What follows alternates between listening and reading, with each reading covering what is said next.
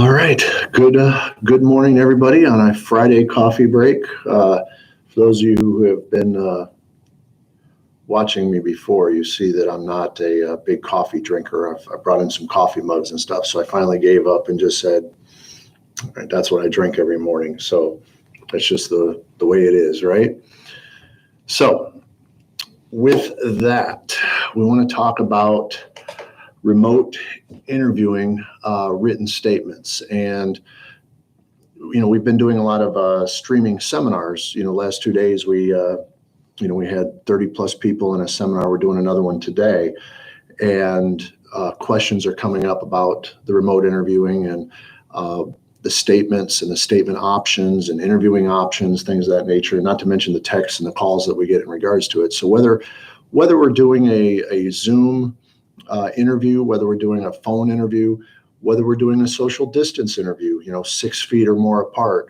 I've had people calling me on, all right, I'm doing my first interview with masks. It's like it's doing a phone interview without being able to see the facial expressions, but yet we're in person. So however you're doing your interviews right now, I'm going to call them remote and let's see some options that we've put together to give you for your written statements, because obviously without the written statement, whatever the conversation that was had, doesn't matter if it's not on paper or some documentation that can prove what they said and how they said it. So I want to start off with the witness. The witness instruction is probably going to be one of the key pieces, especially if you're doing it via Zoom or via phone. You've got to train them just like you would any phone or remote interview. You have to train them, but there's further expectations and level of involvement that they're going to have in a remote interview like this. I know I've had a couple clients that are talking about they're doing the interview over the phone. The person's at the organization. He's in an office. However, they put the witness outside the room with the door cracked so that they can still see the subject being interviewed, but they're not allowed to be in the same room to maintain that social distancing. So there's a few logistical things you need to worry about with that witness. And the first thing is making sure that we prepare for that written statement. That's the part that I want to talk about today. So what we've been doing is we've said, all right, let's put a file somewhere in that office. And I'm a big fan of having my witness take pictures of the room. If I can't see the room, take pictures of the room. So one, I'm making sure it's clean, it's no distractions, things of that nature. And then wherever the phone is going to be, I like to see that the individual is going to be talking to me on.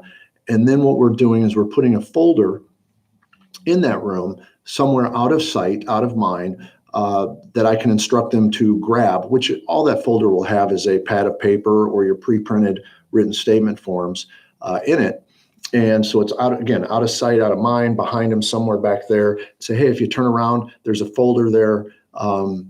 There should be a pad of paper in that. Why don't you go ahead and grab that and come back to the phone so we can have the conversation. So to look at some of the options that we want to look at,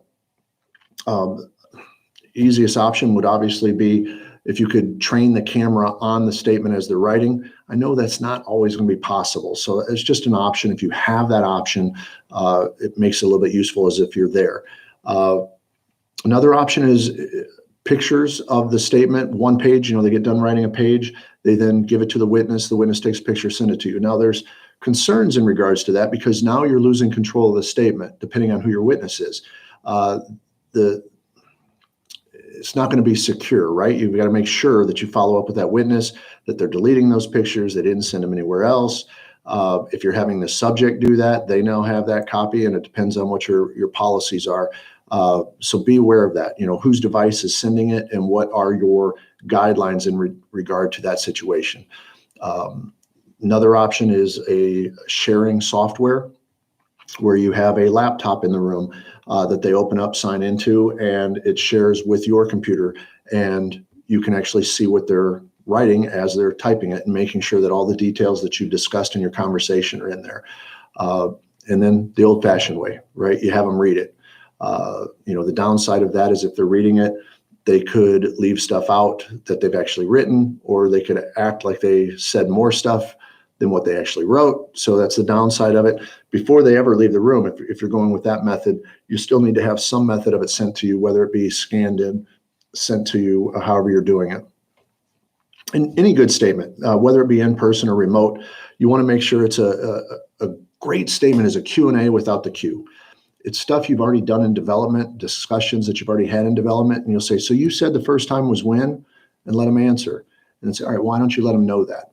There's going to be a lot more management on this remote statement taking than there even would be in a face-to-face. I still am fairly aware of what's going on in a face-to-face. I'm constantly saying, let me see what you have, let me see what you have.